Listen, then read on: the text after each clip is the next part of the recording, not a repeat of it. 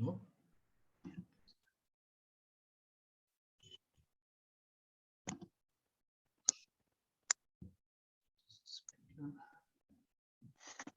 Hello, can you hear me?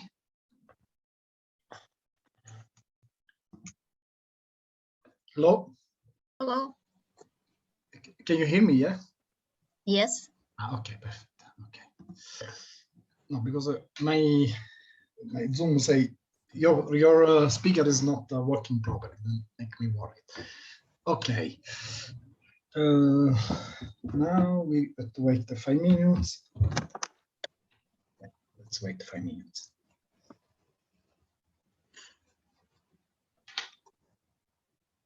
Maria Cristina is here. Sorry. Hello, everybody. Hello. I'm Shirin. I'm from Turkmenistan. So you will do. Nice to see you. Добрый день, Кубан, Мария, Анна. Добрый день. Хаджумурат из вот Акнабад. Здрасте. Акнабад Хотаева. Акнабад. Туркменистан, коллега наша. И Хаджумурат, я тебя видела тоже.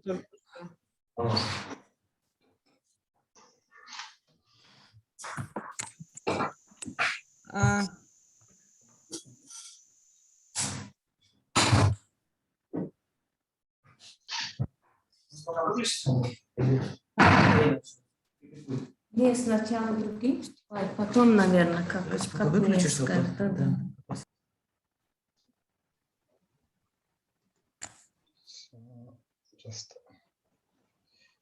Connection is not good in Turkmenistan. That's why maybe sometimes I am not sure, but sometimes it is failed and then continue connection. Maybe then we switch off our video in order to have a good connection. At the moment, it's going quite well. Okay. I can hear you well. So we start the presentation Kuban from Kyrgyzstan, then Maria Grizina. Sorry. Yes. Forgive me. And then Said, right? Is it? No, sorry. Shirin. I made this. Shirin, it's me. For Turkmenistan. Okay, so Yes. shall we follow this order? Starting with the Kuban, and then Maria, and then you, Shirin. It's fine? Yes, I will. Yeah, we have two colleagues from Turkmenistan, Aknabat and Хаджумурат. Хаджумурат, ты нас слышишь сейчас? He just connected with us, but connection. Я вижу и слышу. Okay, Хаджумурат, last time. Okay, вот Хаджумурат нас видит. Last time Хаджумурат joined to the meeting on manual conservation in Russia. If you remember, he was with us. And then Aknabat, she will also. Okay, yes, Kuban. She's here. She's a member of our working group, Rosen, or Tanya is here? Yes, I'm here. Okay, perfect. Hello. So let's. Hi, Tanya. Ciao. Nice to see you. Let me say ciao. Ciao, Claudio. Ciao, ciao. Okay, so she speaks perfectly Italian, of course, so I use the chance to talk Italian with her.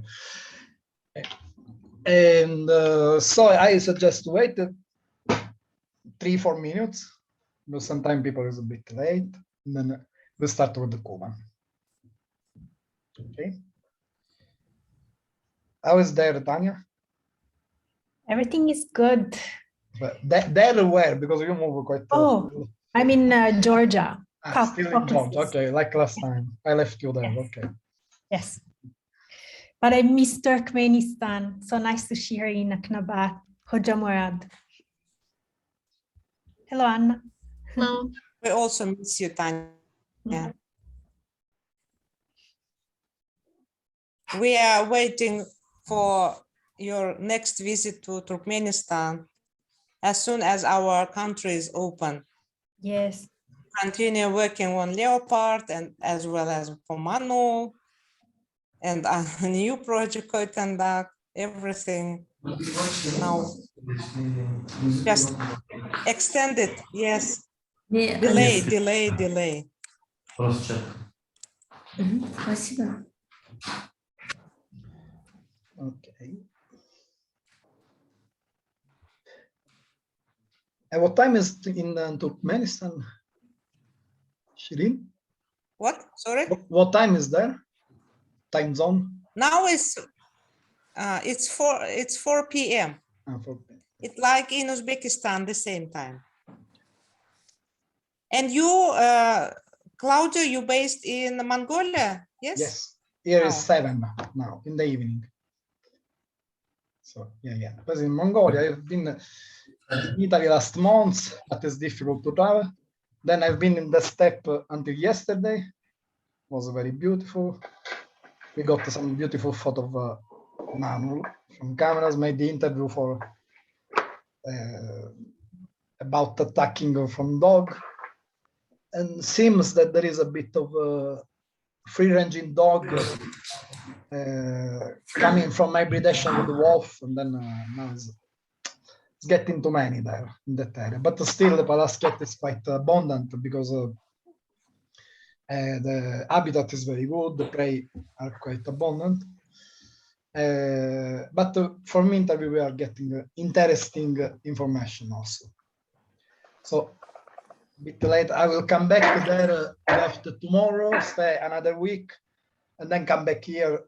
We'll do some other webinar to close this cycle. And then I will let time to elaborate a bit the data so we can share the result. Okay, it's only 7:02 in Mongolian time, but I think that Kuban can start sharing the screen. What do you think? Okay. I have to see if you can. Okay. Sorry, my question is how we will organize our online meeting. Claudio, could you please? Yes, because my colleagues, they do not understand English and we need translation for them into Russian. Okay, then I think Kuban can do the double language, right? Yeah, Okay. I will try. So maybe easier that itself explain. You know when to stop to translate is easier in that way. So for me, Kuban, let's start. Let's know what happened in Kyrgyzstan. I'm curious to know more. Please, everyone else mute the phone except Kuban, so that we don't hear any noise. Okay. Okay. Hello, everyone. Can you hear me? Yeah, perfect. Okay, and then you can see my screen now. Yes. Sorry, Kuban, for interrupting you. Sorry. Акнабат, Хаджумурат, попросили выключить звук компьютеру.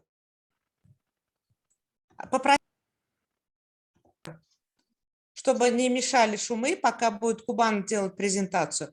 И он переведет сам на русский язык то, что будет говорить на английском. Пожалуйста. И я также выключаю видео, чтобы была лучше трансляция. Окей. Okay. Thank you. Okay, start. Okay, hello, everyone. I'm pleased to meet you. And thank you for joining our webinar today. Здравствуйте, уважаемые участники. Я очень рад видеть вас сегодня на нашем вебинаре. Презентация у меня. Я представляю фонд снежного барса в Кыргызстане. И также я являюсь программным координатором Snowpark Trust в Кыргызстане. So I'm representing two organizations. One is called Snow Leopard Foundation in Kyrgyzstan, which is a public fund, local NGO. and I am also representing the Snow Leopard Trust, which is based in the US, Seattle, and I'm a program coordinator of the Snow Leopard Trust in Kyrgyzstan. So today we will talk about Palasket in Kyrgyzstan, research and conservation. So Palasket is called, in Kyrgyzstan, it's called Madıl. Манул в кыргызском, в нашем языке Madıl. So, на кыргызском вид называется Madıl, название вида Madıl. So it's close to Manul, and people call also Manul in Kazakhstan, or in Kazakhstan we call Shabanshi also. But here I heard that people also, I saw that someone wrote that species is called Manul in Kyrgyzstan, but personally I never heard from people that someone called it Manul. Я говорю, что Madıl это на кыргызском, но я читал где-то, что на кыргызском где-то еще вид называется Manıl, но я лично ни от одного человека не слышал, чтобы они говорили Manıl. Я вот думаю, что это все равно ошибка.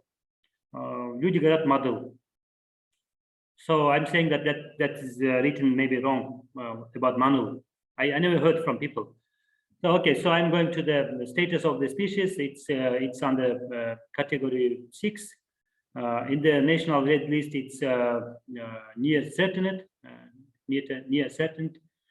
Hunting is not allowed since 1972, but officially it wasn't allowed since 1972. But the hunting on marmots was allowed till 1990s. So they used to catch, I believe that they killed many palaskets when hunting on marmots, when using traps, metal traps. Я говорю, что статус вида категория 6, близко к уязвимому, да? И охота запрещена с 1972 года. Но я верю, что охотясь на сурка, на серого сурка, мы уничтожили много манулов. Охота на сурка шла до 90-х годов прошлого столетия, и охота шла везде, и где серый сурок обитает, и красный сурок обитает. И вот охотясь на сурка, ставя капканы, я думаю, что мы уничтожили сотни манулов. So since 1975, the species is in the list of especially protected species, and since 1985, it is in the Red Data Book of Kyrgyzstan. So 1975 года вид находится в списке особо охраняемых видов. И с 1985 года прошлого века вид внесен в Красную книгу Кыргызстана. В настоящее время иск за уничтожение или за убийство манула составляет 25 тысяч сом. Это где-то примерно $295. За уничтожение или за нелегальную охоту или отлов манула внутри заповедника или парка сумма иска увеличивается вдвойне, то есть около $600. И плюс к этому идет штраф. So the claim for the illegal hunting or capture of this species manul is 25,000 soms. And that is claim for the damage, they call it. And plus to this, in addition to this, they pay penalty. And penalty is different. Sometimes it made when people have illegal gun, then the amount of penalty is different. So this amount of penalty is different in different cases. Я говорю, что к сумме иска добавляется сумма штрафа, и сумма штрафа обычно разного характера. Если у человека нелегальное оружие, сумма штрафа одна. Если у человека нету нелегального оружия, сумма штрафа другая. Ну, получается, к сумме иска добавляется сумма штрафа. Но я бы хотел добавить, что несмотря на это, на имеющиеся вот эти иски, да, суммы и штрафы, можно найти шкуры манула, которые являются частью декорации национальных юрт.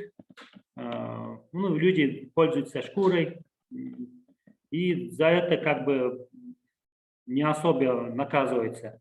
I'm saying that despite of this claim for the damage and then penalty, someone can easily find skins of palasket as part of decoration of yurts or ger, how you say in Mongolia.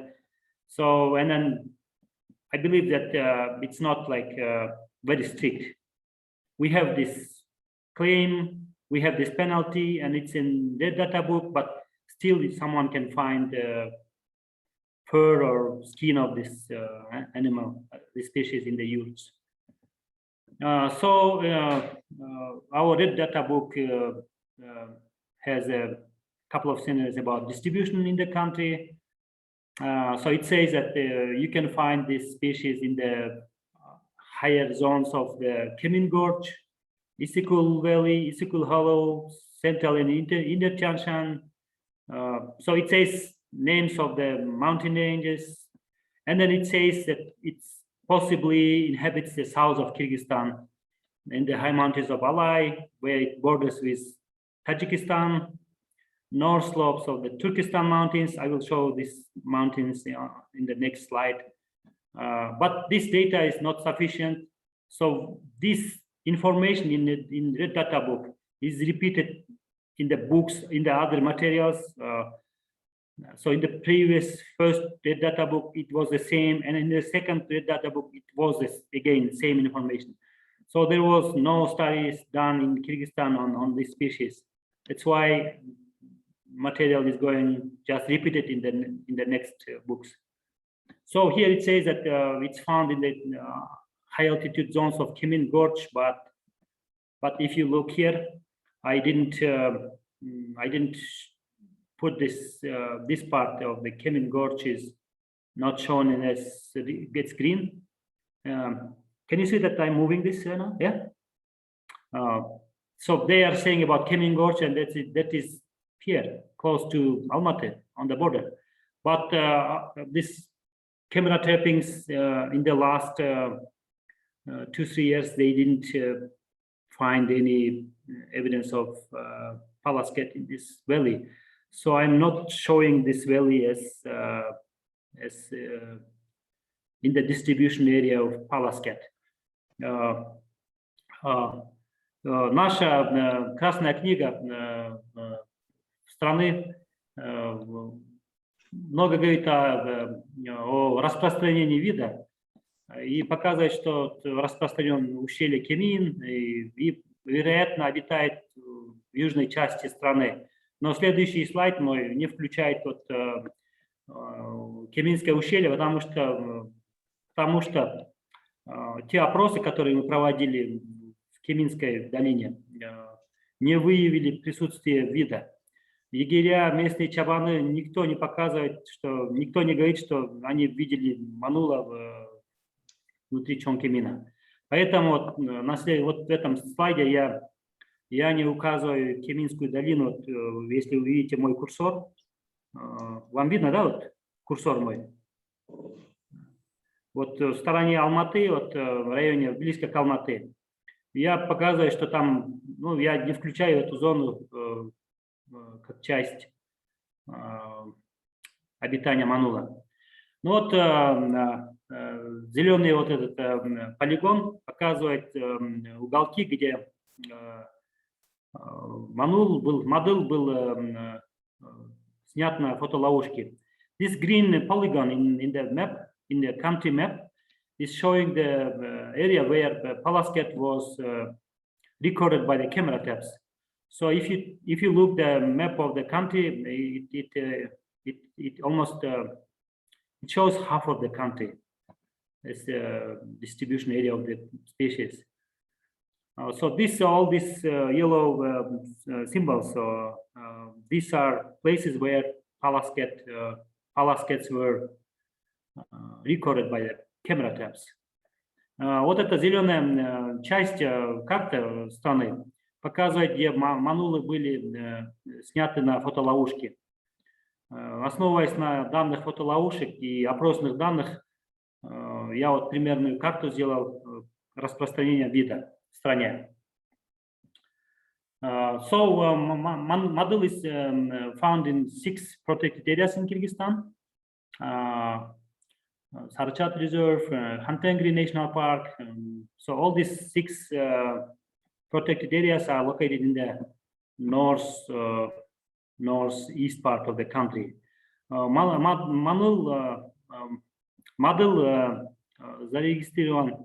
находится в списке 6 особо охраняемых природных территорий. Это заповедники и парки. Все вот эти парки находятся, все вот эти охраняемые, особо охраняемые территории находятся на восточной части страны. These polygons with colors are the protected areas within the Palaskets range, and these are showing that these protected areas are covering only tiny part of distribution range in Kyrgyzstan. Вот эти цветные полигоны, которые вот коричневые, красные, вот эти, они особо охраняемые, они являются особо охраняемыми территориями внутри страны, внутри именно вот той части, где Манул был зарегистрирован. Это показывает, что парки и заповедники, они охватывают очень малую часть из этой территории, очень маленькую часть, потому что вот эта часть, которую я показываю курсором, это является водоемом. Вот эта часть тоже является водоемом. These two polygons I'm showing here they are water reserves. These are water reserves, and then only tiny part of these reserves are covering Palasket habitats. So these polygons are showing that only tiny part of this Palasket habitats are protected by the national parks and reserves. And then beyond this, we have hunting concessions in Kyrgyzstan, and hunting concessions are covering quite large area in our country. It's almost 3 or 4, almost 75% of the country are hunting concessions. And these hunting concessions are also provide some service, and then they also protect species. Then, of course, they are not protected areas like national parks and reserves, but they also have rangers, and then they also patrol their area, so they also provide some conservation services. So if we come to research projects on Palasket, we don't have, fortunately, we don't have any research projects going currently in our country on Palaskets. But we have some bigger projects, and they have Palaskets as part of biodiversity. Я говорю, что в нашей стране еще есть охотничьи угодья, которые составляют 3/4 нашей, которые покрывают 3/4 нашей страны. Общий размер угодий составляет 144 тысячи квадратных километров, то есть 3/4 нашей страны. И вот эти охотничьи угодья тоже представляют услугу, да, они тоже охраняют виды внутри угодий. Они тоже имеют егерей. Конечно, они не заповедники и парки, но они тоже в какой-то степени охраняют биоразнообразие внутри угодий. И я говорю, что у нас в стране отдельных проектов, которые имеют целью сохранения манула, к сожалению, не идут. у нас в данное время нет особых отдельных проектов по манулу, и манул является частью каких-то больших проектов по охране других видов или больших ландшафтов. Currently, we have a project going on snow leopard assessment. So it's called, this project is going in the 12 snow leopard range countries, and this project is called POS, Population Assessment of the World Snow Leopards. And then we have a sub-project called PASK, which is called Population Assessment of the Snow Leopards in Kyrgyzstan. В настоящее время идет программа по оценке глобальной популяции снежного барса. Программа идет в 12 странах ареала барса. И как субпроект у нас имеется проект по оценке популяции снежного барса в Кыргызстане. Программа называется PASK. And this project has many organizations are involved in this project, and many of them are doing the surveys on snow leopards and prey species. They are setting up camera traps.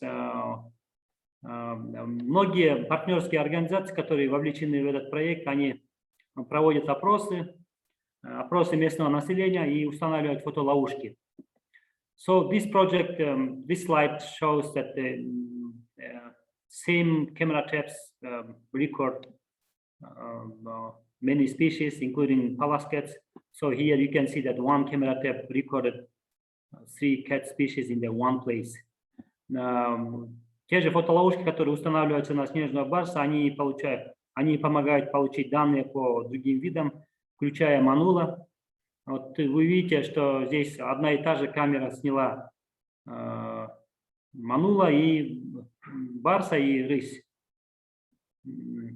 So we have also, if we can call them projects on manul conservation. So in the last 10 years, we established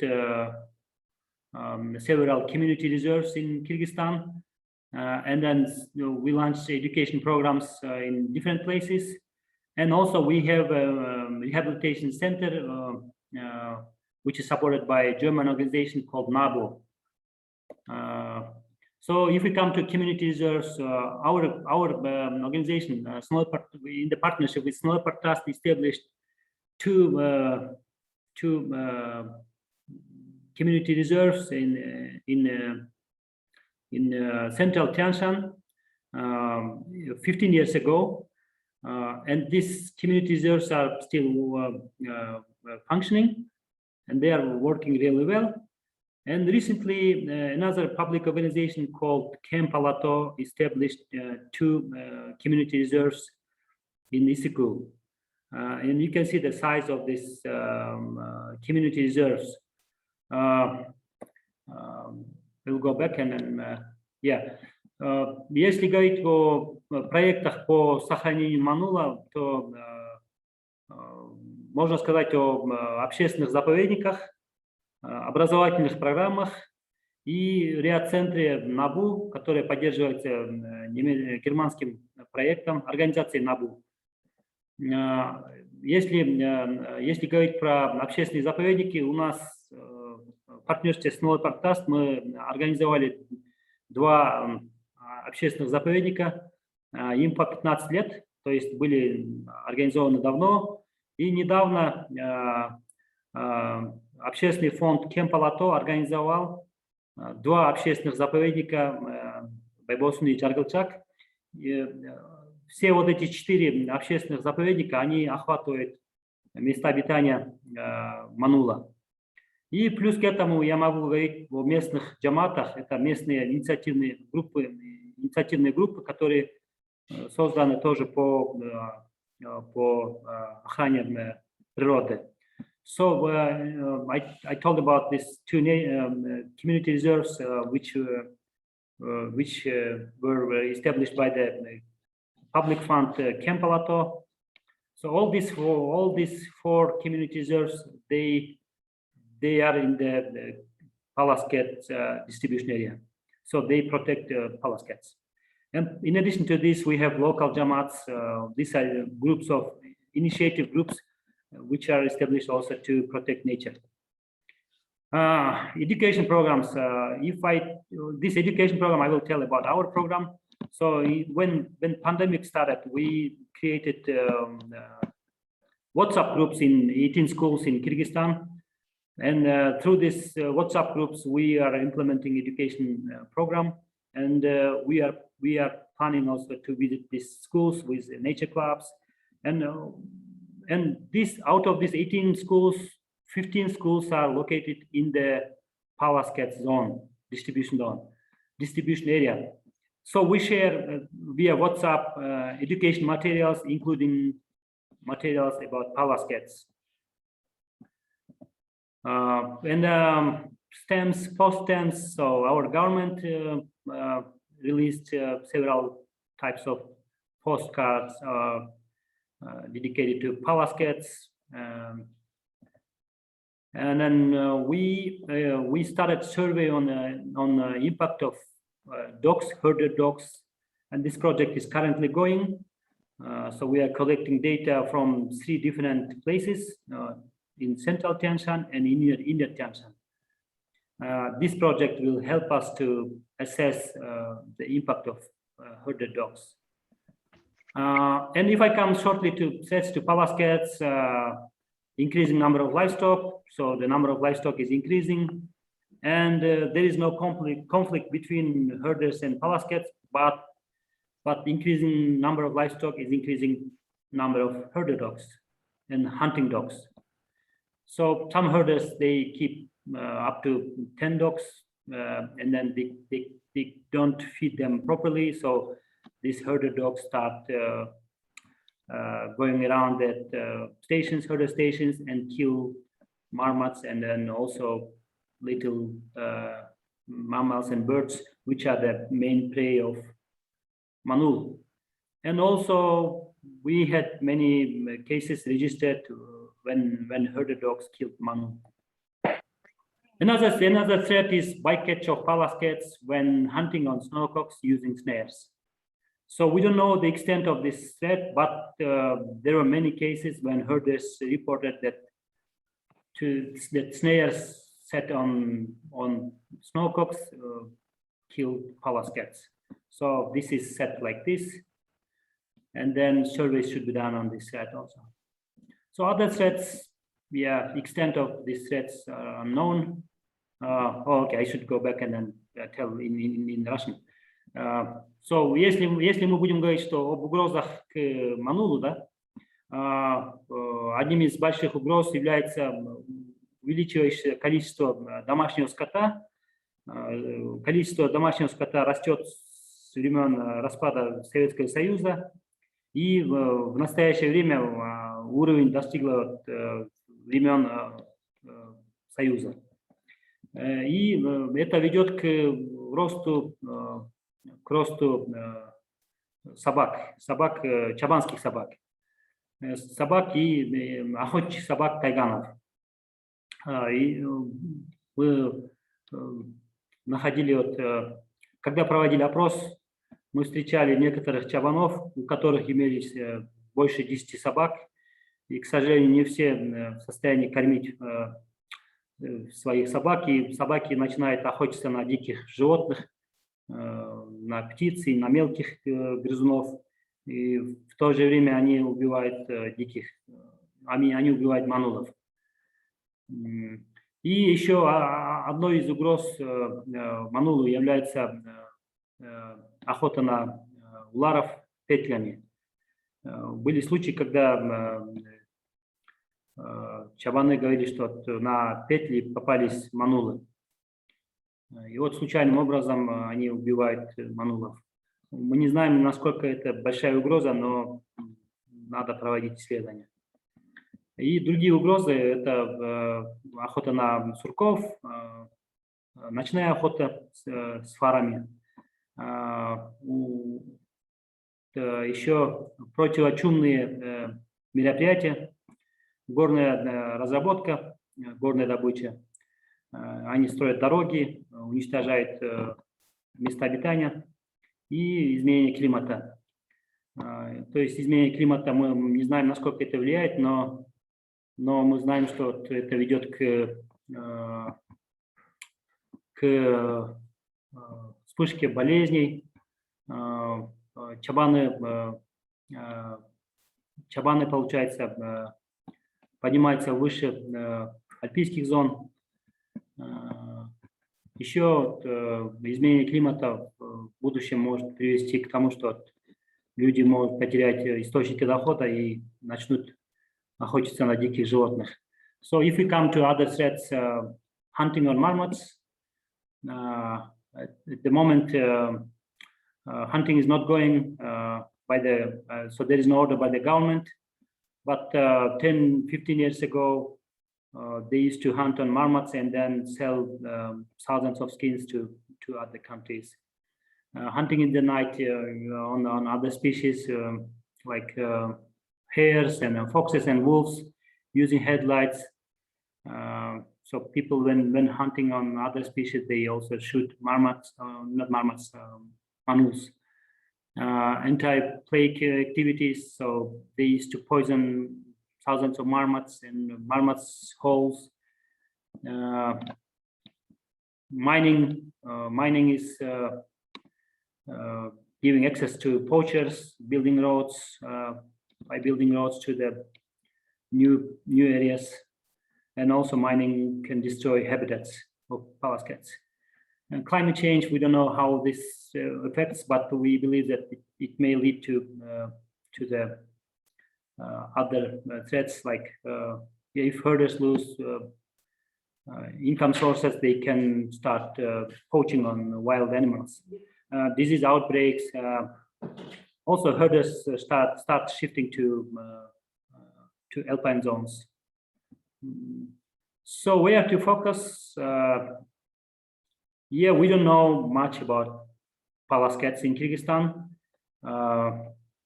So we need research on distribution, and then also we have to do threat assessment on species, and also we need to improve methods on counting to say how many pallas cats we have in Kyrgyzstan. Also raise awareness on species, and we can focus on education programs. Но где нацелиться, куда направить наши силы по манулу? У нас в стране по манулу, к сожалению, мало информации, мало данных, и нам надо проводить исследования по виду, по распространению вида. Нам надо еще делать оценку угроз, потому что угрозы, они постоянно меняются. И нам надо еще, у нас нет методики по оценке численности манула, хорошие методики. То есть нам надо усовершенствовать метод по учету вида. Также вот, можно фокусироваться на образовательных программах, и у нас не хватает знания, да, вот, знания или как сказать, люди просто не знают про манула. И вот я думаю, что вот, делая фокус на эти моменты, которые я указал, я думаю, можно сохранить, ну, сделать какую-то полезную работу по сохранению манула. Да, у меня вот презентация такая, если у вас будут вопросы, я буду рад ответить. Yeah, so that's briefly all about manul conservation and research in Kyrgyzstan. So if you have any questions, I'm ready to, I will try to answer. Okay, I think yes, we can go further with a few questions. Thank you first for translate your effort to translate into language even in a limited time, and for interesting presentation. I have a question about you mentioned on legal hunting that somehow can bring a benefit because share information, collect and share information about the species. what is your perception on potential threats due to the hunting? I mean, is the legal hunting really, the hunting really limited to a legal status, or next there is also poaching and this kind of stuff? Oh, so when we say hunting, we say about wild ungulates like argali and then ibex. These are main hunting species in Kyrgyzstan, and there are other species also, wolves and roe deers, wild boar. But when I say hunting, mostly I think about these two species. So we have been doing this research on this hunting, and then when I come to if I come to what they provide, I mean about protection.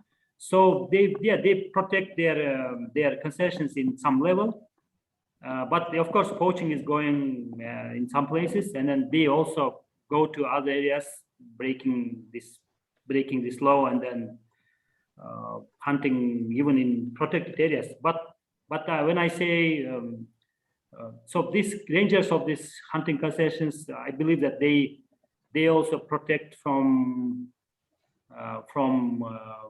outside visitors, so they can't come and then set up maybe traps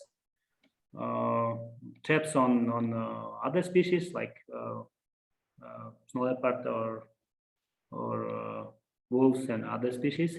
So in some level they protect Pallas cats just by limiting access to the area of visitors. So there are a limitation for poachers somehow, because control the territory and yes, they have I wouldn't say that all these hunting concessions are ideally like I mean they are doing ideal work. So some of them are not protecting well, but some are doing good job. So yeah, they have these gates, and then they have even some checkposts, and then yeah, they limit the number of visitors. Okay, thank you. Some other question for Kuban?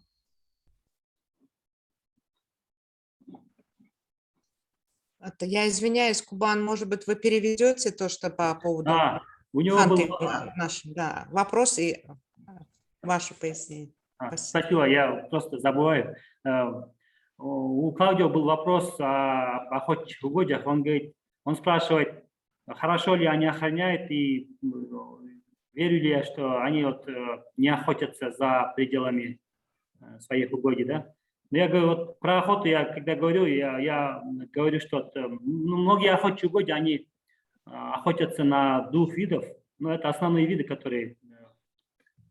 на которых люди делают бизнес. Это охота на горного козерога и охота на архара. Я говорю, что не все охотничьи угодья, они идеальные, да, они в какой-то мере охраняют свои угодья, ограничивая количество посетителей. И вот эти посетители, они не могут ставить капканы и на снежных барсов, на других видов, и в том числе куда может попасть манул. Я думаю, что не все идеальные, но они в какой-то мере делают охрану своей территории. Okay, thanks for the translation. There is a question from Tanya. Please. Yes, thank you. Hi, Kuban. Thank you for the great presentation so far. I remember in 2015 in Beshmoinok, right outside of Sarıçatepe. Unfortunately, I was relatively present to that one time when one of the rangers' dogs killed the manul, and so to me, the herding dogs, and of course the taigen as well, are definitely one of the highest threats to the species, because the manul are simply, I mean, they fight like crazy, but they simply cannot survive an attack by even not necessarily a big herding dog, because that one time was a relatively small dog, but it was a very hungry dog. And with the taigen, because I have two of them, I understand that the only way to undo that instinct of killing the cats is by really training them quite seriously. And so I would see if that's at all possible with some of the Taiganchis in Kyrgyzstan, to see whether some of them would be ready to work on ways, and there are ways you can use these e-collars, and they can really be very helpful in training a dog to resist that temptation to attack and kill an animal like the poor Manul. Thank you, Tanya, for this really great comments on this. Yeah, we currently doing this survey on hunting dogs, and then the interesting thing is, I personally believe that that's a main threat to Manul is herder dogs. So we started in Isikul, in the area where this Baybosun Reserve, community reserve is established now. And then we visited herders in 4 villages. And then here, we didn't find any case when herder dogs kill Pallas cat. And I started believing that it depends on the area. If we compare the 2 places, if we take the Sarajas or around this Beshmoynok, and this place, which is close to Isikul, do you know where is the Baybosun? Yeah. So these 2 places, their habitats are different. And I started believing that in the steppe zones where Pallas cats are found, herder dogs kill maybe more Pallas cats. But when habitats are like rugged and then mountains, they are well protected from dogs maybe. I started believing that it depends on the habitats, on the structure of habitat. Я, наверное, переведу на русский, да? У Тани был вопрос и еще комментарий. Она говорит, что когда они проводили исследования по барсу, и они были на территории охотничьего угодья, собака, чабанская собака, она говорила, или вот какая-то собака убила... Tanya, you understand the Russian, so if I'm... Да. Yeah. Это была собака егеря. Собака егеря убила Манула. И она говорит, что собаки убивают, без труда, да? Даже маленькая собака смогла убить Манула. Вот это из-за биологии Манула, да? Вот, потому что Манул не пытается убежать, и Манул уже двигается чуть медленнее, чем другие кошки. И Манул просто, в большинстве случаев, Манул просто ложится на спину и защищается, да? И собакам не составляет труда убить Манула. Мы провели опрос недавно в одном районе, который находится недалеко от Исыкуля. И там, проведя опрос в 4 селах, мы не нашли ни одного случая, когда чабанская собака убила Манула. Я вот прихожу, это только выводы, да, вот такие первоначальные выводы, что, может быть, чабанские собаки убивают больше Манула, когда Манула находят они в степной зоне, где Манул обитает в степной зоне. У нас есть высокогорные степи, где Манула тоже находят, и Манул обычно убегает и находит защиту в норах сурков. Но вот если Манула находят в степной зоне, мне кажется, собаки там больше убивают. Я прихожу к такому первоначальному выводу, и этого надо еще доказать, надо провести опрос и еще больше исследований. Sorry, Tanya, if I missed some of your comments when speaking in Russian. No, not at all. Okay, now Shirin maybe has a question because raised the hand a long time ago. Is it? Yes. Okay. Yeah. I would like to ask you, you said about the community reserves you have established in Kyrgyzstan, how they are funding, who is managing them, and how the sustainable financial, because according to legislation on protected areas in Turkmenistan, we don't have such a community reserves. We have only governmental reserves, national parks, Zakaznik wildlife sanctuaries, as you know, and another some ecological corridors and sustained development zones. Я хотела бы спросить, как вот у вас, вы говорили, что у вас, значит, созданы общественные вот эти общественные заповедники, да, которые финансируются из фонда, различных фондов, Camp Алатау и другие фонды. И как они управляются? И если у них дополнительное финансирование от государственных структур, у нас по закону Туркменистана только у нас существуют государственные природные заповедники, заказники, ну, национальные парки, охранные буферные зоны. Вот. У нас такого нету, community reserves, то есть общественных заповедников. И это хороший пример, но вот как бы устойчивое ли у них финансирование? Как они финансируются и управляются? Вот это мне интересно. Спасибо. Спасибо, Ширин, за очень хороший, интересный вопрос.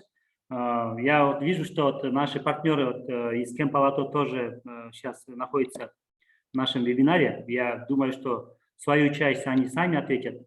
Но я вот, если начну про общественные заповедники, которые были созданы 15 лет назад, это Ингильчек и Акширак. У нас в фонде Снежного Барса есть программа, которая называется Snow Leopard Enterprises. По программе мы выпускаем различные сувениры, рукодельные изделия, ну, в основном из шерсти барана, да, овцы. И вот эти сувениры, они продаются у нас через наш партнерский фонд Snow Leopard Trust в зоопарках США и также в зоопарках Европы. И вот эти деньги мы обратно возвращаем местным общинам. Мы прежде чем заказать, мы проводим им тренинги. Также у нас постоянно идет маркетинговое исследование. То есть мы меняем типы продукции. Да? И вот эти изделия мы 2 раза в году мы отправляем в Штаты, продаем, деньги возвращаем местным общинам. Но это не только бизнес-проект. Мы подписываем природоохранный контракт с местным населением каждый год. И в рамках этой программы они не устанавливают, ну, мы сперва определяем границы общественного заповедника, да? То есть вот эти границы уже последние, со времени создания немножко менялись, но последние 5 лет там же держатся. То есть они не охотятся на снежных барсов, на краснокнижных видов, на архара, на козерога. И за это они получают от нашего фонда сверху той суммы, на которую они продали, премиальные деньги на общину. А эта сумма премии зависит от того, сколько продукции они выпустили. То есть это равно 30% продукции. И вот эти деньги идут на целую общину, которая даже не участвует, да? Там некоторые семьи не участвуют, но вот этот фонд, который они создали, эти деньги идут туда, и они идут на цели развития, на природоохрану. И вот этот фонд и есть такой мотивационный фонд, который держит и который охраняет вот местную территорию. Но в случае Camp Алатау это по-другому. Я думаю, что они сами объяснят. Я, наверное, переведу на английский, да, про Small Enterprises. So Claudia, this question I will try to answer. So these 2 community reserves we established in Akshirak and Ingilshek zone 15 years ago. That program is called Small Enterprises. So people in these 2 communities, program participants, they produce handicrafts from the local wool, and we help them to sell these handicrafts in the zoos of United States and in Europe, also online, and we return that money to the communities.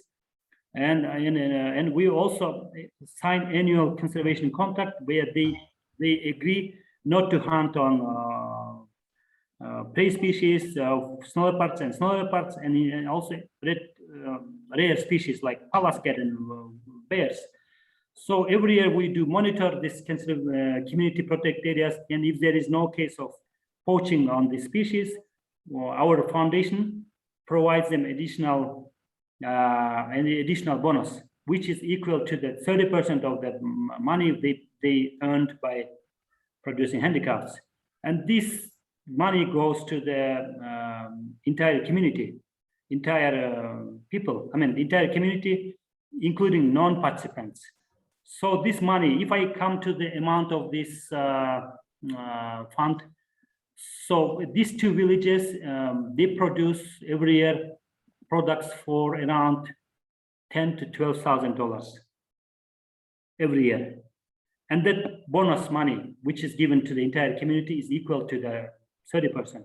So it comes to the $4,000. At present, one community holds 1 million soms, which is around $12,000. It's a community fund. And they spend this money for conservation, for social development, for other goals. And that decision is made by the local community.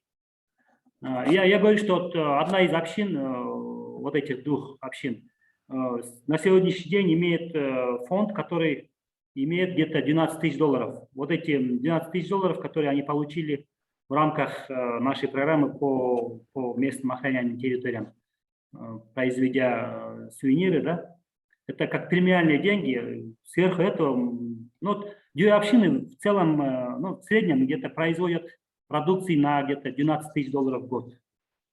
И еще получают где-то $4 000 как премиальные деньги ежегодно. Это просто еще вот, чтобы полностью понять ваш вопрос, мой вопрос и ваш ответ. Получается, что в системе особо охраняемых природных территорий у вас есть категория общественные заповедники, да? Мониторят, которые общественные организации. Да, знаете, вот... Помимо государственных у вас еще имеется как общественные заповедники. Да, у нас есть общественный заповедник, но это, знаете, это как бы новый тип особо охраняемой природной территории. 15 лет назад, когда мы организовывали свои общественные заповедники, этой нормы не было в законе. Но сейчас в законе есть, в законе об особо охраняемых природных территориях имеется форма общественного заповедника. Но я думаю, что про общественных заповедников мой коллега Мурат расскажет больше, чем я. Он знает лучше, чем этот вопрос я, и я думаю, что он сможет лучше ответить. Мурат, пожалуйста. Да, спасибо, с вашего позволения. Спасибо большое, Кубан. Теперь, да, понятно, что ваше законодательство, просто есть одна из категорий, как общественные вот эти заповедники, помимо государственных, которые финансируются бюджетом. Спасибо. Но если время позволяет, я не знаю, у нас организаторов надо. Да, спасибо большое, очень интересно было. Okay. I was asking about the category of the protected areas that in Kyrgyzstan established as a community reserves, and they are included into the law on protected areas as a category among other governmental. It's unique, and we don't have another this category in our legislation on protected areas. That's why now it's clear to me. Thank you. С вашего позволения немножечко дополнение сделаю. Я представляю Кампалату организацию. Да, в 2018 году в категории ОПТ, да, какие имеются, у нас были внесены изменения, то есть были включены понятия микрозаповедников и общественных, не общественных, а особо охраняемых территорий местного значения. И там было прописано, что они могут создаваться не государством, а органами местного самоуправления. Но там было указано, что порядок образования и функционирования микрозаповедников и ОПТ местного значения, оно определяется правительством Кыргызской республики. То есть это означает, что нужно было разработать подзаконные акты. Вот как раз таки Байбосун является тем проектом, который в рамках этого был создан как пилотная территория. И официально вот на основании меморандума со включением всех партнерских организаций, государственных органов. И в рамках этого проекта, где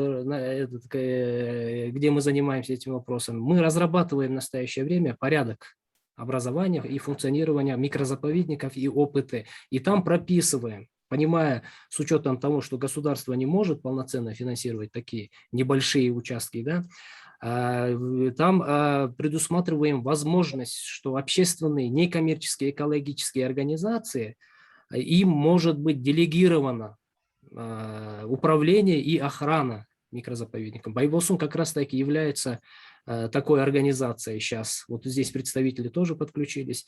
Вот они являются, и сейчас вот то, что самый важный момент, то, что вы сказали, насколько финансовая устойчивость, независимость. Второй год подряд уже занимаемся этим направлением.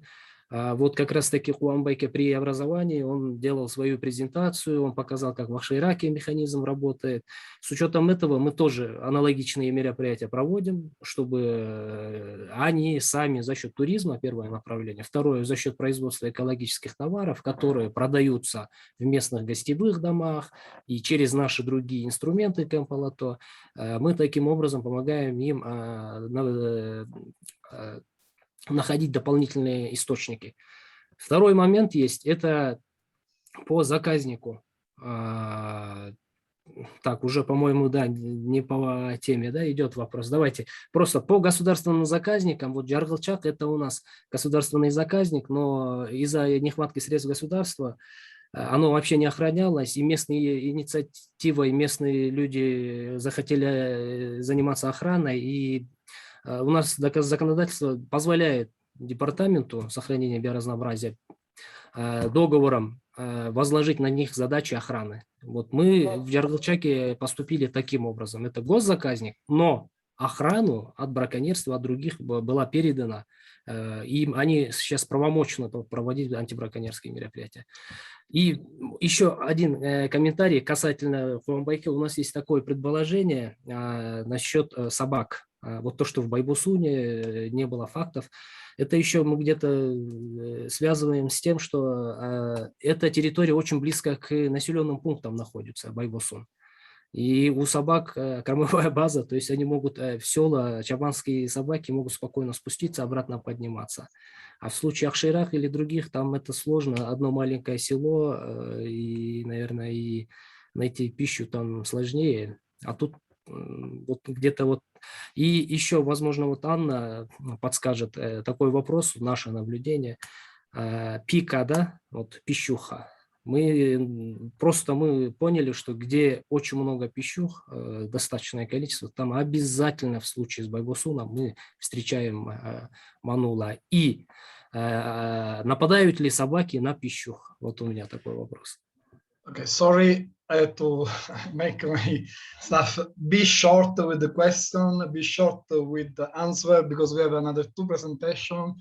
Is a double language, so it become really then meaningless because no one can follow such a long question or such a long answer. Become very difficult. So I apologize because I understand the question are all interesting as well as the answer, but must be much shorter in the question and also in the answer, so we can go further with the other presentation. So Kuban, I ask you to answer, of course, thank you, Claudia. And then we go with the Maria, okay? Yeah, thank you, Claudia. So I think these questions which raised Murat, we can discuss internally here in Kyrgyzstan. I can call him. So yeah, maybe yes. Sorry for delaying this presentation and this questions. So yeah, I think we can go to the next presentation. And okay. Thank you, Murat, for helping us to answer these questions about local reserves. And then I know that Baybosun and Jargalchak are the great reserves. And I would just like to highlight that when we come to Palaskets, I think these micro reserves or community reserves are really work well because Palaskets, they don't need big ranges like snow leopards where you have to work in the landscape level. Here you establish 5 community reserves in 5 villages, and you can be sure that you are protecting many Palaskets there. So yeah, it was great to see Murat and others here. Thank you, Claudia. Yeah. Thank you, Kuban. I agree with you because it's totally true that, as you say, just in some certain point, a certain area which have a high density of Palasket to protect that already, you did a lot of work. Then I agree totally. So, Maria, please tell us about more about Western Kyrgyzstan, if I'm not wrong, something about Uzbekistan. Yes, you're right. Good. So let me open my presentation. So now it's, you can, Maybe Kuban see, has to yes? stop sharing before, so I guess. Kuban, can you stop sharing the presentation?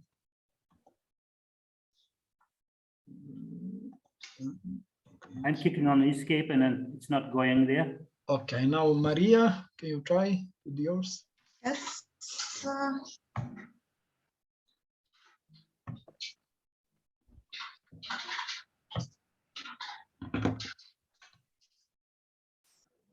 So could you see the presentation? Not yet. Yes, now yes. Oh, yes, okay. Right. So, hello everyone. Actually, I have very short presentation. Thank you to Kuban because he gave very good overview of Palascat situation in Kyrgyzstan.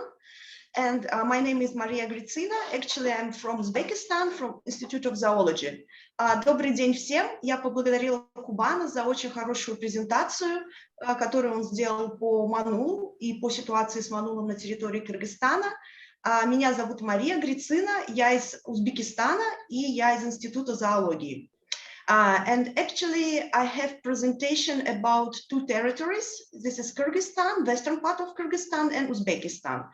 Я сейчас презентую ситуацию по манулу по двум территориям. Это Узбекистан и западная часть Республики Кыргызстан. So, it's not open, totally open. So we had a project during 2017-2021 in the territory of Kyrgyzstan. It's been supported by Mohammed bin Zayed Fund and PICA. PICA is Palascat International Conservation Alliance. And also big thanks to Kuban and to Maxim Koshkin because they really support this project. And so I will tell about this project now very shortly. У нас был реализован проект небольшой, в принципе, по территории Кыргызстана в период 17-21 года. Проект поддерживался со стороны фонда Мухаммед бин Заида и Международного альянса по сохранению манула. Сейчас я расскажу короткие результаты, которые были получены. Вот.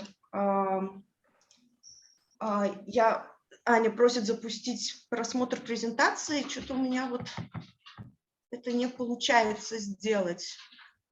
Я не знаю почему. F5. Ты не видишь, где этот значок, да? Я может, и так видно, просто меньше. Полномасштабный экран. Сделайте слайд на полномасштабный экран. Да, я очень хочу это сделать, я что-то не вижу. Там как. есть в правом углу, да, когда презентацию открываете, слайд полномасштабный экран, один такой большой. На него кликните, он должен получиться. В нижнем, по-моему, да, углу? В нижнем правом углу есть, да, есть разбитые слайды. Следующее, еще, вот эта кнопка. Нет, направо. Направо. Еще дальше. Вот это, да. И будет отдельный слайд, да. Да, прекрасно. Мне кажется, мы теперь вообще... все получилось, супер. So, sorry for this small pause. And...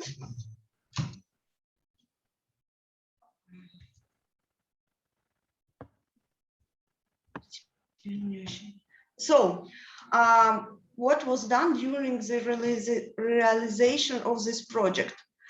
We made some activities, and we conduct camera trapping research in the western and central parts of the country. I will show later the map where all this camera been set.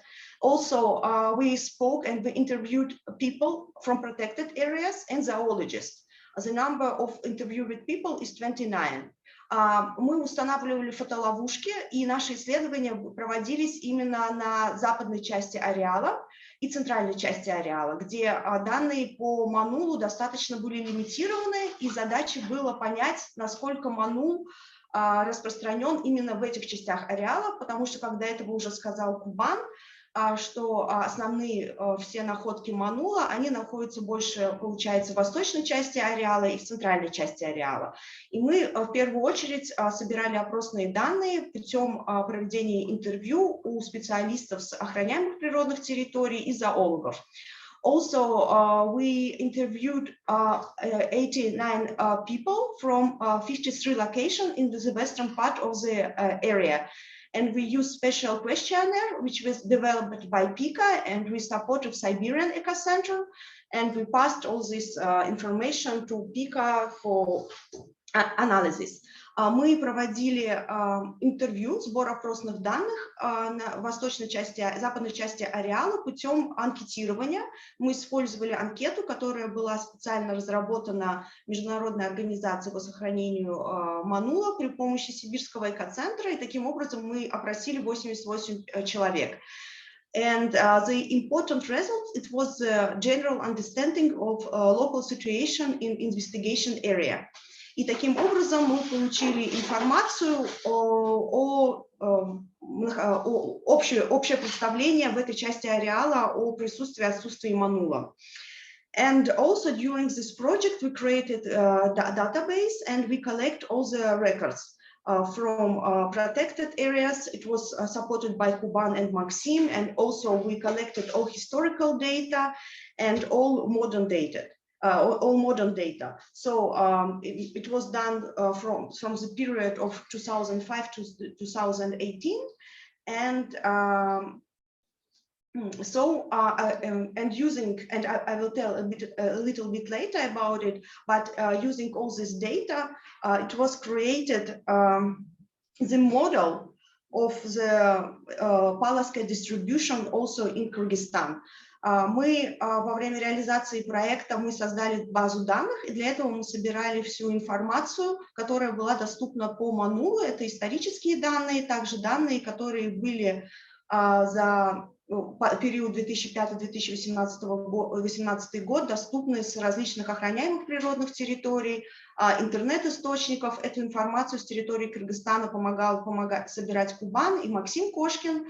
И в результате были за период 2005-2018 года были собраны 40 подтвержденных точек с местами обитания манула. Ну и кроме этого мы разработали плакаты, 200 плакатов, которые были распространены по территории Кыргызстана. And also we have been printed and distributed and developed 200 Palascat posters. So here we can see the map, and I will tell more about it. So this green area, this is Manul potential habitats, and this model has been done mainly on the records of Palascat. And so here you can see the locations with camera traps, which we set during realization of our project. But, and what is very interesting, that we started to study area in the really western part of the territory here. And we set here camera trap, and we had a record of Palascat. I will show you later the picture of this Palascat.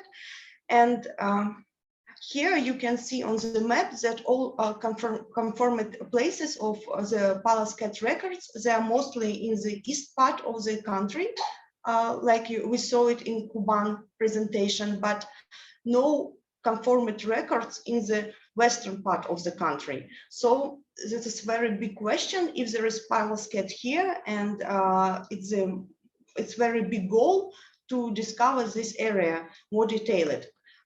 Теперь быстренько по-русски. Это карта, на которой показаны потенциальные места обитания манула. Вот синим, этим зеленым цветом эти потенциальные места обитания были были нанесены на карту посредством анализа. В основном этим занималась Анна Барашкова и Андрей Лисовский, которые анализировали места распространения манула, а также основных объектов питания манула, в том числе пищухи.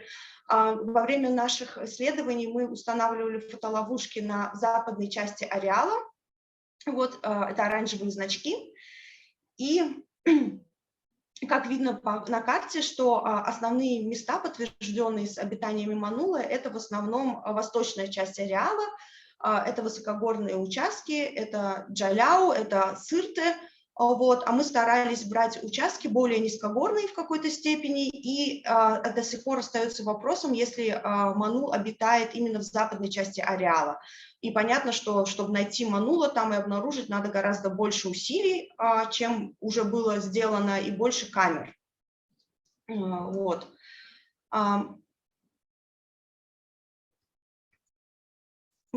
И здесь вот на этом слайде, оказывается, за видео не вижу. Вот, я хотела показать. Вот эти уши манула, фактически этот снимок, он был получен вот с этой части ареала. Это Биткентская область, она фактически на границе с Узбекистаном. Она представляет собой участок, который достаточно невысокогорный для территории Кыргызстана. Это начинается с 700-800 метров над уровнем моря и поднимается до 2000-2700 метров.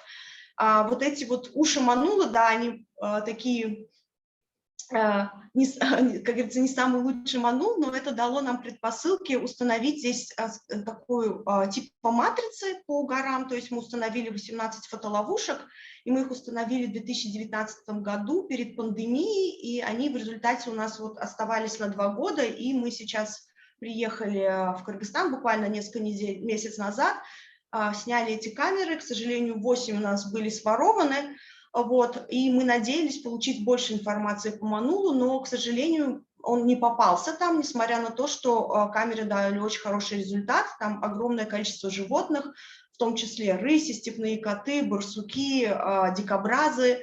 Но пока манул на этой территории не был зарегистрирован повторно, кроме вот того раза, когда он попался в 2017 году. So, and also I wanted to add, according to Palascat ears, so actually we have these ears of Palascat, which we've been recorded in the western part of the region here. This is area near Uzbekistan, and this area is very densely populated area of people, and we took this picture in 2017, and because of that, we decided to make more researches in this area, and we set in 2019 18 camera traps here. And it was kind of metrics just to understand if there is Palascat here or no, or to receive more data, I would say. And also it was interesting for us because it's not far from Uzbekistan border. I would say it's possible to see Uzbekistan in just a couple of kilometers. And so we set these 18 cameras here, and we set them in 2019, and because of due of COVID, they stay there during 2 years, and we just collect them in September. At the end of September, unfortunately, 8 cameras were stolen because of high population here, but I'm not finished, sorted all pictures from these cameras, but I don't see that we have some records of Palascat, but cameras worked very good, and we had a lot of pictures of lynx, of steppe cat, of badgers, of different animals. But anyway, the idea is continue to work in the western part of the country and work with camera trapping and to work with local population and to make more questionnaires. So, and also I would try to do it very shortly and tell about Uzbekistan, because we passed a lot of efforts to understand the situation in Uzbekistan. The main base, it was that we had some literature sources about Palascat presence in Uzbekistan. So Palascat distribution area marked here by red lines and red areas. And we started to make some Palascat studies here, camera trapping, interviewing people, and so on, all these methods. but we do not confirm presence of palace cat in this area. And also we think that, and also we worked in some mountain areas, and from the beginning of 2013 till now, we have a lot of camera trapping in the country, also in protected areas, but still now we have no any records of palace cat. And we think, and also we have no any confirmed evidence of palace cat in general in Uzbekistan, any bone skins or pictures. And no skins found in local markets, and we also made a lot of efforts to go in local markets to speak with people if there are any skins. And so finally we think that maybe it was some mistake in historical period with sandcat skins, maybe. Also, we think about a range which is very fragmented. Maybe palace cat being presented in the territory of Uzbekistan, but after it was disappeared, lack of small amount of food or any other reasons. And also we understood that in the mountain areas, snow coverage is very high for palace cat, and there is no enough of food base, because we have a red pika in our country, but it's really fragmented and distributed, and the number of pika is very low. Итак, говоря про Узбекистан, я хочу сказать, что уже мы много лет работали в Узбекистане по манулу. Эта история началась с 2013 года, ну и фактически она продолжается сейчас. Мы вот здесь вот красным показаны места обитания манула, которые указаны в литературных источниках. Мы проводили исследования там, это опросы людей, это анкетирование. Также мы проводили исследования на местных рынках по поводу присутствия, отсутствия шкур диких кошек, в том числе и манула. И мы проанализировали ситуацию, и стоит сказать, что на территории Узбекистана уже за последние, уже более 5 лет использование фотоловушек происходит достаточно успешно и на большей части территорий, где находятся охраняемые природные территории. То есть пока что нет ни одного случая нахождения манула, и, собственно, ни шкур, ни костей, ни фотографий нет манула вообще в принципе, ни в зоологических коллекциях, ни в каких-то либо частных. Вот.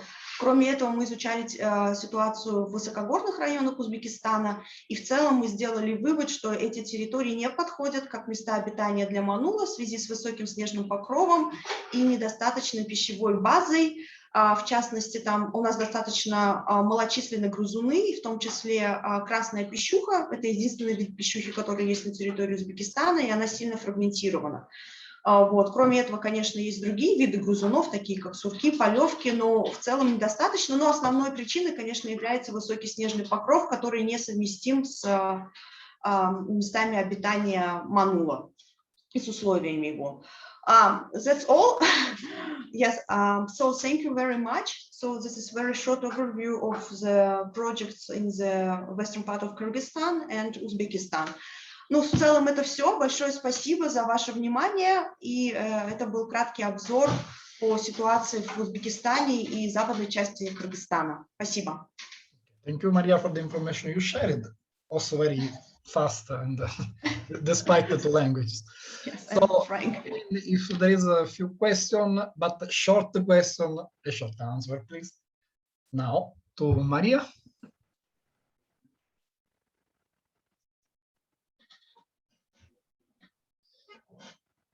If no one has a question, okay. I start maybe. Okay. You talk about no records of Manul in the recent years.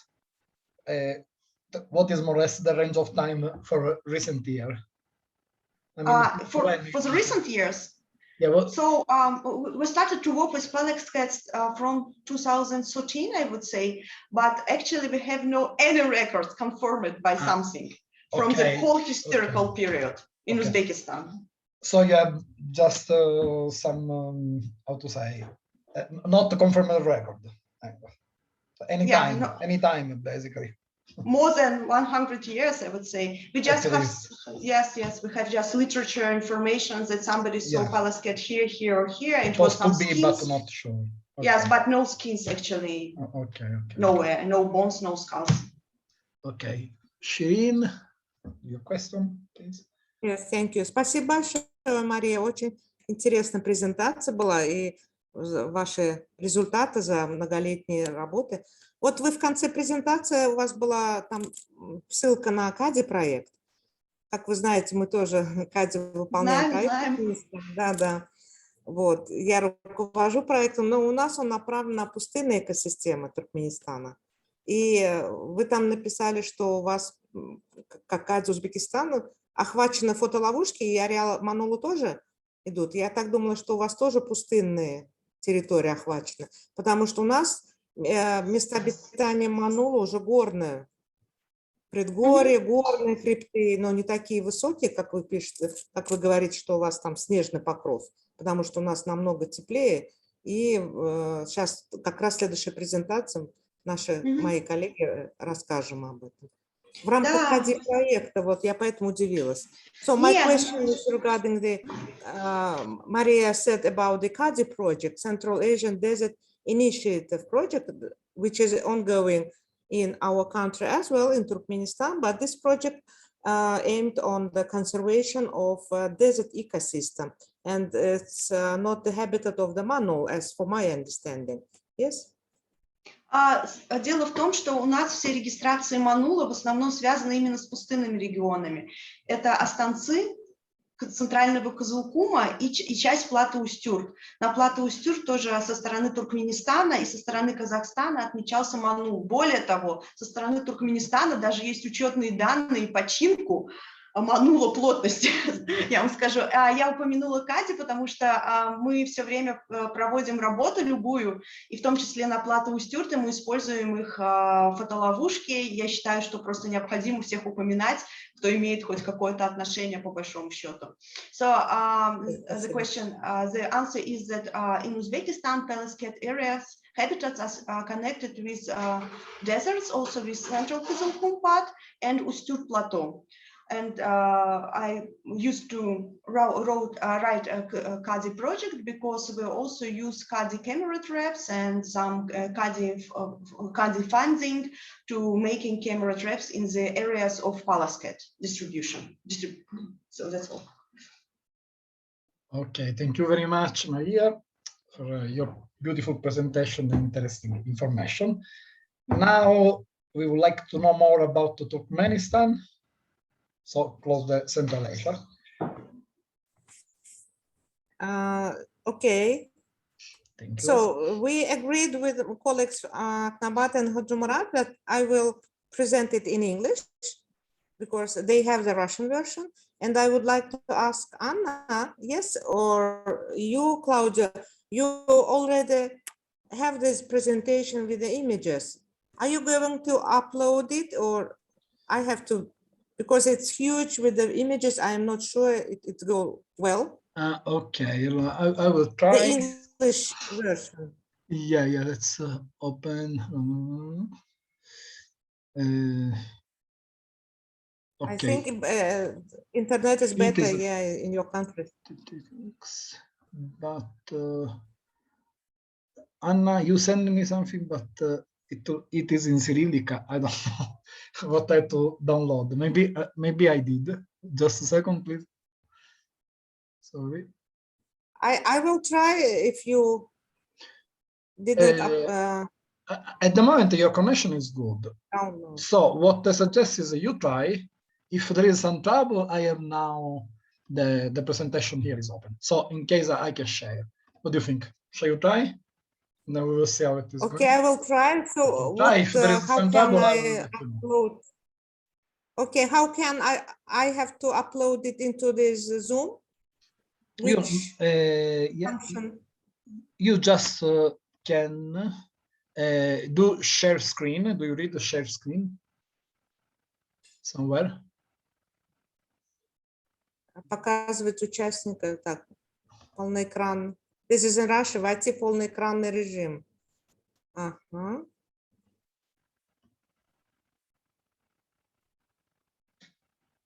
Окей.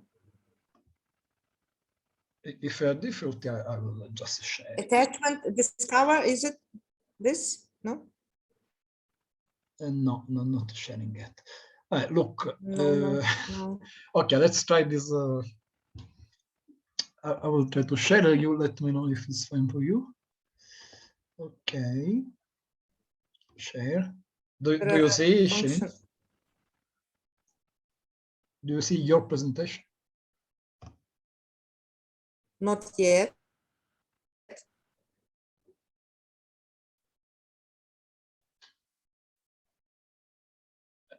Does anyone see the Manul in Turkmenistan? No, yes. Yes, we Okay. Yes, I see. And if you open the one slide, the big one. Yeah. I will not. Okay. Outline. Why is the slideshow from the beginning? Is it? Yes, but have to make it bigger as a one slide. Can't be bigger than this, unfortunately. The same that Maria. Huh? I think there's just a delay. She'll see it now. If you click on the right corner, yes, right corner, on the right side, the corner. I see full screen on my desk. Then I don't know if it is. What's the problem? You mean? You mean this one? It could be just a delay. What is that? Yeah, I think so. I think maybe Okay. Just wait. Let me try. Yes. Okay. Hello, everybody, and my name is Shirin Karivam. I'm the Kazi project manager in Turkmenistan currently, and yes, thank you. It's okay. And member of the working group on Manul, which we have this small project gained recently. And my colleague, Aknabat Potayeva, she is working in Kopedag Nature Reserve, head of the scientific department, and Hajumarat Hojumoradov. He is now working in the Nature Society NGO, but being involved into the scientific research work over 20 years in Sun Hasardak, or western part of Kopedag Reserve. And Tatiana Rosen, our international expert, everybody knows Tanya, and Aknabat Potayeva, sorry, I will translate in Russian now. Всем добрый день. Акнабат Хаджумарат, вы меня слышите, да? Я представила вас как членов рабочей группы нашей по Манулу проекту, где вы работаете, и Татьяну Розен. Тогда я, как мы договорились, я переводить на русский не буду, у вас эта информация есть, окей? Да. Хорошо. Да, все хорошо слышно, да, Хаджумарат? Да. Если будут вопросы, да, окей. And if you will have any questions to them, then after our presentation, okay? Next slide, please. There's one brief information. Yes, brief information of location, Turkmenistan and the fauna of felines. So Turkmenistan is located in Central Asia, as you know. It bordered with the north in Kazakhstan, in the northeast and east with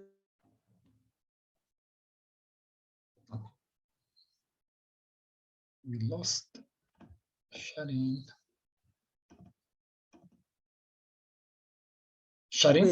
Okay. Uzbekistan, in the south. And now connection become low, unfortunately. I have to delete. In the south, different ecosystems such as mount, aquatic, and etc. And there are 7. It's okay. Yeah, maybe at the moment you can remove the video since we see only the presentation, and maybe we can improve a bit. Okay, I will stop the video, okay? Yeah, since we see the presentation. Internet connection. Okay, thank you. So there are 7 species of the modern feline fauna of Turkmenistan. Main is leopard, Persian leopard, Panthera pardus, Eurasian lynx, caracal, jungle cat, Asiatic wildcat, sandcat, and manu, or palace cat. Of these, the jungle cat and the Asiatic wildcat are common species, and the rest are rare species. They inhabit different ecosystems, and the areas in ranges of some species overlap. The Turanian tiger, or Panthera tigris, and the Asiatic cheetah are considered as extinct species in Turkmenistan. Next, please.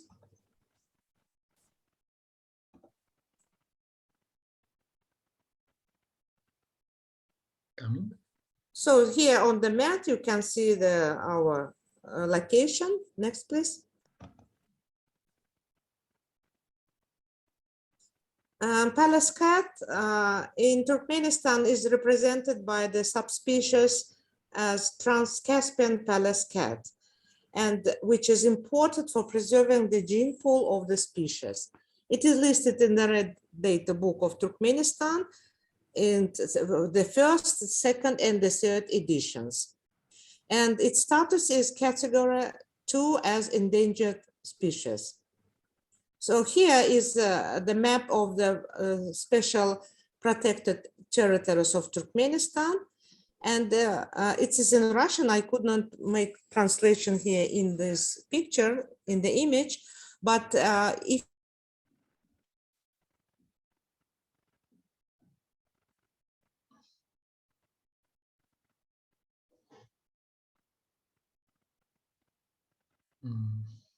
if you see on the map, the red colored numbers. Number 1, this is a habitat of Manul in Turkmenistan, Central Kopedak Nature State Reserve.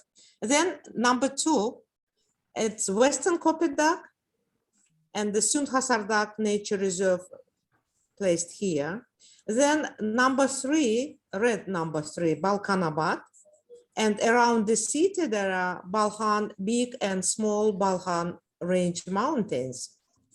And number 4, it's Krasnovodsk Plateau, but we don't have any confirmed images from this region. We don't have cameras in this region set up.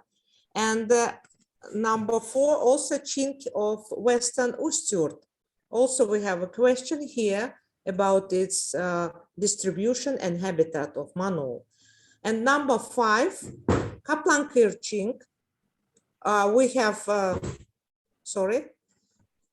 and we have some not confirmed data, but I think there is one confirmed recently from Kaplankir. Then number 6, red number 6, it's on the southern part of Turkmenistan with the border with Iran on the Kushka. There is a Batkhiz Nature Reserve. And number 7 in the border of Uzbekistan with Uzbekistan in the area of Koytandak or Kugitang State Nature Reserve. And we don't have exact confirmed images from camera traps from these regions. Next, please.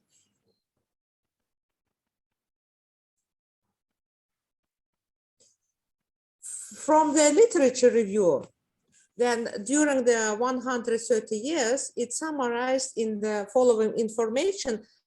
I would not read all of them. You can see here the literature review, all the reports, books, and recent data started from 1917 and 2020. So in around 50 years in the period, there are 10 visual encounters. They were noted in the central and western Kopedak, and especially the recent years, 2019, 2021, when we fixed the camera traps. Next, please. During these 2-3 years, last years, we have camera traps supported by Tatiana for the leopard conservation project. And thanks for the camera traps, we have images and video. Next, please, Claudia. Yeah. You hear me? Yeah, it's coming, I guess. Okay. Okay. Okay. So in Turkmenistan, the Pallas cat, as you see, is poorly studied. They are rare species of wild cats. And according to the literature and our information, the Pallas cat really lives on the central and the western Kopydak. We can see next on our next slides, and on the island reach of Большой Balkhan. I already show you on the map. And Krasnovodsk Plateau and western Usturt cliffs and the cliffs of Kaplan-Kir and Batkhiz upland and the Kugitang range. And they are considered to be probably habitats of Pallas cat. So our recent observations starting from 2016, and we have some camera traps supported by the IBA project by Royal Society for the Protection of Birds NGO from UK, and as well as from Tatiana from Ilbis Foundation and from Leopard Project. And this during these 5 years, within the framework of cooperation with these international organizations and foundation, we have undertaken fantastic expeditions in protected areas in the different regions, starting from the north of Turkmenistan in Kaplan-Kir, then we have on the south in Batkhiz, and central western Kopydak mountains, which is border with Iran, on Balkhan. And I could like to say that Balkhan, they are not protected now, but proposal for establish the new Balkhan Nature Reserve is included already into the National Forest Program adopted this year by the President. And in coming years, we will establish the new Balkhan Reserve, which is in Balkan region on the western part of Turkmenistan. And western Usturt, it is also not protected part of Turkmenistan. And in Kugitang, I show you on the map, it's border with Uzbekistan. So thanks for these international projects, camera traps were installed in several points in these regions. At Usturt, there are 4 camera traps, in Kaplan-Kir 1, and there are some figures. Okay, so you can see here Aknabat, Khajumurat, and Tatiana in the process of fixing the camera traps in Kopydak mountains. We have joint expeditions with other international, our colleagues from Norwegian Institute Nature Research, and John Linnell and Petra Kaczynska as well. And we studied central and western Kopydak during last 2 years. Next, please.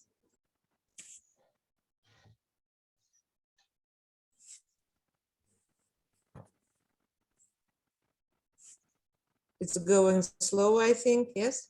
Yeah.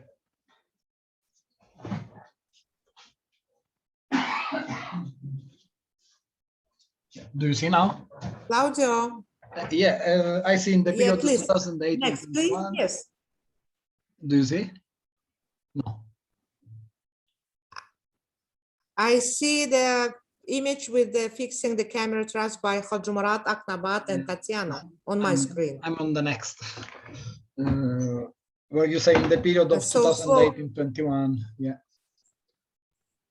So slow internet connection, I think. Oh, yeah, I think so.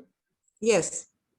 So in the period from 2018 and 21, Manul was catched by these camera traps only in 2 regions, Manul, in central Kopydak and in Большой, or in Russian, this big Balkhan, Большой, and Mali Balkhan, big and small Balkhans, which are on western part of Turkmenistan. So in central Kopydak, there are 7 cases you can see here data and the place where they were fixed camera traps with the coordinates in the higher place in Dushak Erekdag, then in Murzedak, Jungli George, and Archa Tapchan last year, less than 1 year ago, and also in Jamal and Bakcha Cave, and all the camera fixed in Central Kopedak. And in Bolshoi Balkhan or Big Balkhan, on the one case with the camera trap, with the image of Manul on camera trap, it's on the Arlan place with this coordinate. 2 years ago, on 22nd of October in 2019. Next, please.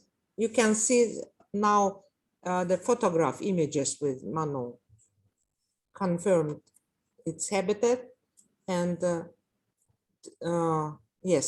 So here you can see in Murzedak, the camera was fixed, and Murzedak is a central Kopedak. Next, please. And here is in Uli Balkan, which is on western part of Turkmenistan, which is not protected, and now I told that it is included into the program of development. Yes. And also on the camera traps, there are another animals recorded, such as Persian leopard, arhar, fox, manul, and other.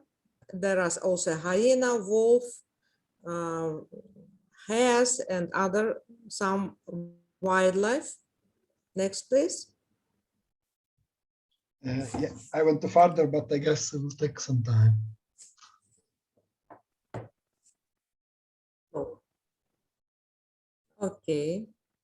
And at the slide where you talk about the Pika project. So.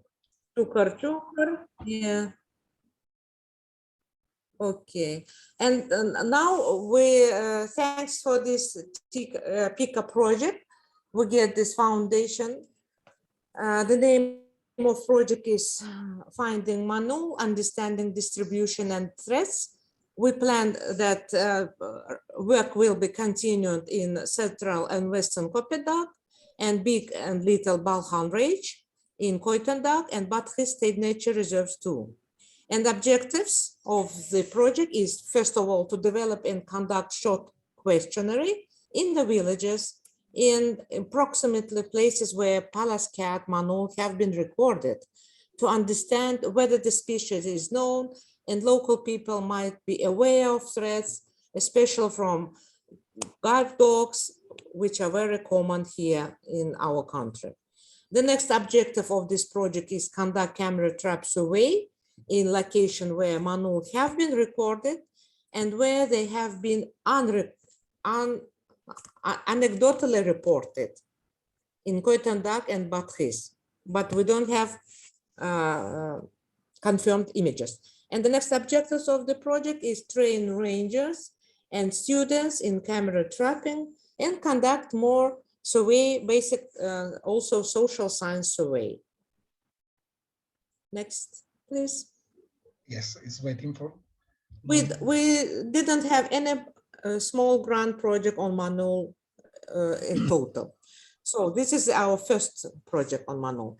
And the action plan for studying and conservation of Pallas cat include another some activities as conduct regular field work, scientific research, installation of camera traps in another places, then public awareness activities through the mass media, and scientific popular science articles about Pallas cat, and radio, television appearances also were prepared, and roundtable discussion among the scientists of other 9 protected areas were undertaken recently.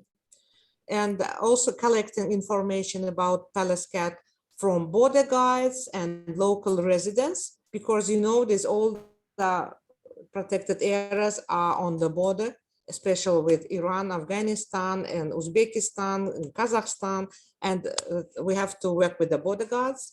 And also information leaflet about Pallas cat, it was already developed for dissemination among the local population, and collecting data about Manul. Next, please. Information. Okay, and I was talking about that in this forestry program, it is already included plan of Turkmenistan to create the new nature reserve of Большой Balkhan, because there are images and confirmed data not only with Manul, but also with Persian leopard and Arhar and goated gazelle already are there. Yeah, so we need to establish this as soon as possible, the protected areas. Bizarre goat, Argali, in English, yes.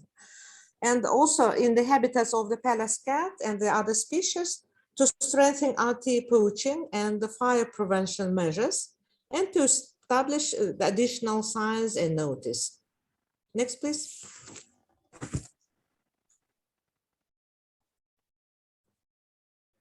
You can see here the images when Aknabat have this small presentation among specialists from the 9 protected areas of Turkmenistan.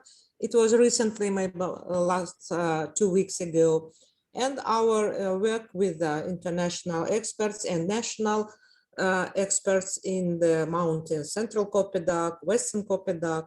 Next, please.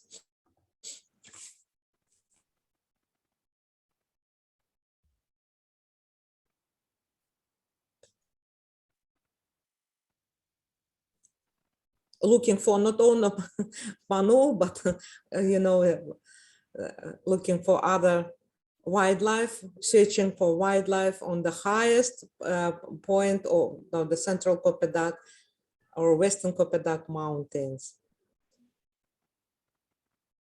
Next, please. It's slow, I think. Yeah, because it's yes.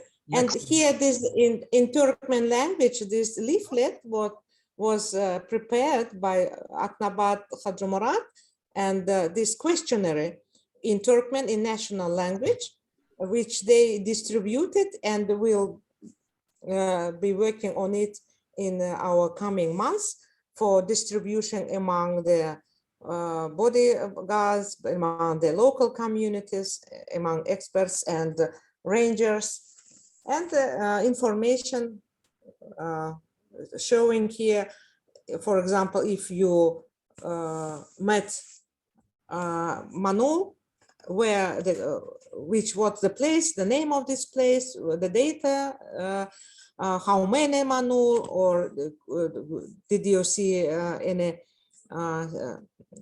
tracks or another excrements or some other, and information that Manul is where is rare species and we have to protect and conserve it. And next, please. Yes, and here the final, I think, slide. And thank you for listening us, and thanks for the colleague Aknabat and Khajumarat for preparing this presentation, because they are working in the protected areas. They are field researchers, and I help them to do this work and to prepare this project proposal, and of course help them with translation into English their work. Thank you. So Thank you, if you have any questions, please, yes, I will ask Aknabat and Khajumarat. Если будут вопросы, я переведу. I will translate. Okay. Thank you. Акнабат Хаджумрат, спасибо вам большое за презентацию.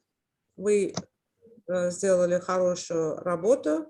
Мы ее презентовали. Теперь, если будут вопросы, я помогу с переводом. Окей. Okay. So I may have a question about the questionnaire. Have you think to use a kind of interview-based survey to establish some analysis like occupancy probability across a large scale area? Because I think that of course the human dimension is the main point generally for the questionnaire, but actually if you can cover how to say a large area with the interview, can use both. I mean, evaluating the human dimension aspects, but also establish some detailed analysis on occupancy probability, which in your case, I think is a good alternative to camera trapping, since the area is large, since you don't know actually precisely where is it or not. So have you never think to do this? Maybe can be an idea for the future, I don't know. What do you think? Okay, if I correct you understand, because internet again stopped sometimes. Okay. Yeah, I will explain them. So, Акнабат, Хаджумарат, нам надо будет, проект, который сейчас у нас стартовал, сделать обзорный такой, да, уже у нас будут данные, больше будем работать по данным фотоловушкам, и уже сделаем обзорную такую информационную, значит, презентацию, и потом показать на как бы карту, так же, как наши коллеги с Узбекистана и Кыргызстана показали, как Кубан и Мария. Вот, и чтобы у нас такая была обзорная информация, где распространение, где встреча манула, подтвержденные данные, ну и, соответственно, со всеми данными, высотность, название и так далее. То, что вот как раз вопросники есть. Я потому что вопросник тоже перевела. О чем этот вопросник? Какие там данные с туркменского на английский, чтобы было понятно. Окей? Yes? Окей. Я понял. Если у вас есть какие-то вопросы, пожалуйста, мы можем также перевести и задать другим коллегам. Ну, я имею в виду англоязычным или русскоязычным нашим коллегам из стран региона. Акнабат? Да, понятно, Ширин, вот наш коллега отмечал, что обзорная карта, но там в карте мы указали в настоящее время, где распространена, но вероятные данные, где будет, есть, вероятно, подтвержденные в Центральном Капитале. Еще в Большой Балкане уже давно, столько лет не было никакой информации. Благодаря вот этот ловушек мы уже получили некоторые данные, достоверные данные. Это понятно. Но в дальнейшем, конечно, мы будем работать еще научные исследования, еще мы нашу территорию, например, территория заповедника Купитакского расположена за системой инженерно-технического сооружения. Мы больше работаем с пограничниками, чтобы получить данные, поэтому мы и для местного населения, и с пограничниками работать, хотели вот эти информационные листы с фотографиями и для местного населения, чтобы распространять вот эти информационные листы. Это еще полезно, что знать о этом манула, вида какие-то информации. Сейчас, в данный момент, мы показали уже 1883 года, начали вот этот данные идет по манулу, но по информациям, литературным данным, где отмечено в некоторых местах, сегодняшний день нету данных. Может, мы еще получим, мы уже расширяем территорию, где надо ставить фотоловушки. Вот 18-го было здесь сбор, собрание для научных сотрудников других заповедников. Я тогда выступала по презентации, делала по манулу, какие работы ведется. Manul Working Group сейчас работает очень хорошо на международном уровне. Это очень полезная работа. Я тогда уже получила такие данные. В Батхизе, это Нуры, начальник участка, сказал, что один из инспекторов отмечал какой-то кошку, которую раньше не видел. А это Батхиз, это уже граничит с Афганистаном. Поэтому, может, уже мы распространяем информацию и в дальнейшем еще получим какие-то такие положительные данные о распространении вот такого сильнейшего вида из кошачьих. Спасибо, что работает вот Palace Working Group. Благодаря этому уже обменяем, какие у них работы, уже мы слышим.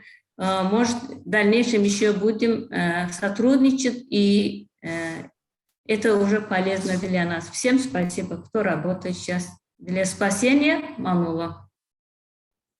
Спасибо. Спасибо, Акнабат, вам, тебе, Хаджи Мураду. Вы эту работу проводите как раз в полевые экспедиции, и все собираются данные. А мы уже представляем эту работу как бы международному сообществу. So Aknabat also said that during this presentation, if you remember, there was a map with the distribution of Manul according to the literature. It was,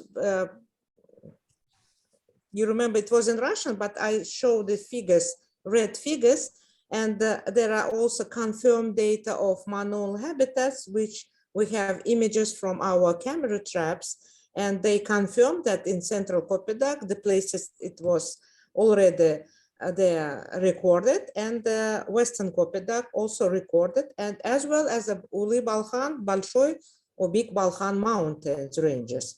So, and in the future, during our work, of course, we will collect more information on another places that Manul was recorded according to the other articles in scientific articles and literature, which was collected 130 years ago. But now there is not enough the camera traps to fix everywhere that we want. And of course, we will continue this work in the field. We will change the camera traps, putting in the places that Manul was recorded many years ago, of course, and then collect all information from different parts, from different nature reserves, and make this like a assessment map, like was presented by Kuban and Maria. Of course, we will collect all information with all coordinates, name of the places, images, and photograph.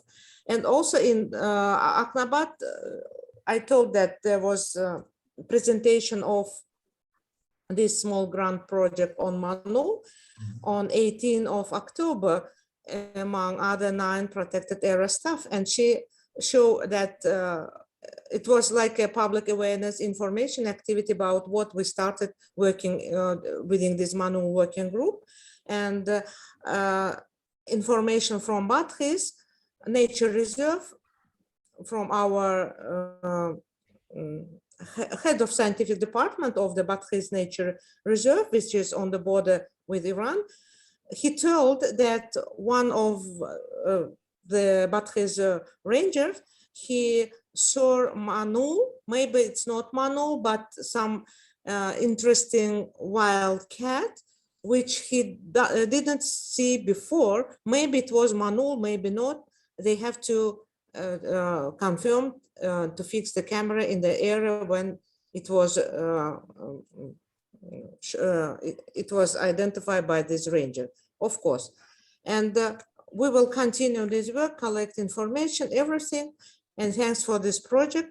She welcome all the colleagues from the region and from the members of the working group on Manul. We will, of course, share the information in the future and do our best. And the leaflet which was presented in this slide in the PowerPoint presentation, leaflet in Turkmen that I told us, this is the first leaflet was presented by them in order to distribute this leaflet among other rangers and the local communities to collect more information about Manul distribution, habitat, and cases with maybe it's meetings Manul with the local people or with military and the frontiers, because the territory of the central Kopidag where Aknabat is working, it's 90% 50% maybe under the border fence. So it is strict protected areas and double protected by the frontiers. And there is no access for other people for this territory. And she worked regularly with the frontiers and collect information, and will distribute this leaflet also to them to collect some information about the manual meetings by the border guards. Thank you. And she welcomed all of us, and thanks for the others, presenters and speakers, and for this project that will facilitate our research work in the field and collect more data information about Manul, of course, to be then to be presented then in the scientific papers and monitoring papers of the nature reserve, of both reserves, and for the scientific work which they are doing regularly. Okay. Okay, thank you. I think today come out a picture showing a lot of work from you colleague from Central Asia, and very interesting in terms of effort, methodology, also what Kuban say, focusing on maybe a small area, but good can be a source for the palasket, and then conserving that already can give a lot of good effect on the rest of the population. So now, unfortunately, time is really running, 2 hours. We are connected. Yeah. So really, thank you very much, Shirin, for your nice presentation, and very satisfactory, because all include a lot of information. Now we'll go to the field. Once come back again, because I come back yesterday, we'll go day after tomorrow. Once I come back, we will try to fit another presentation from Himalaya region, if possible, if not directly from the global region of our working group. So to close to this cycle of webinar, after all, we will discuss better what is the strength and the, how to say, the gap to cover in order to improve the knowledge and the conservation of palasket. So thank you very much to all of you. I see you next, yeah, I think around 8 or 9 of November. I will send you the invitation. Thank you very much. Have a nice day. Thank you, Claudia. Claudia всех поблагодарил, выступающих, и наш доклад по Туркменистану. Вам спасибо, Акнабат Хаджумурат, вы его подготовили, это ваши данные. Я помогла только с переводом. И он также пожелал, значит, что после экспедиции, когда он вернется, мы проведем еще раз встречу, где-то приблизительно, может быть, 8-9 ноября, и дальше будем работать с рабочей группой по Манулу, для того, чтобы собирать информацию, делиться информацией, готовить научные отчеты и получать данные по Манулу, по его распространению, количеству и так далее, мест обитания. Ну, все. На этом заканчивает. Окей. Окей. Goodbye. Thank you. Bye-bye. Bye-bye. Goodbye. Всем спасибо. До свидания. Всем спасибо. До свидания. Thank you. Bye-bye. Bye.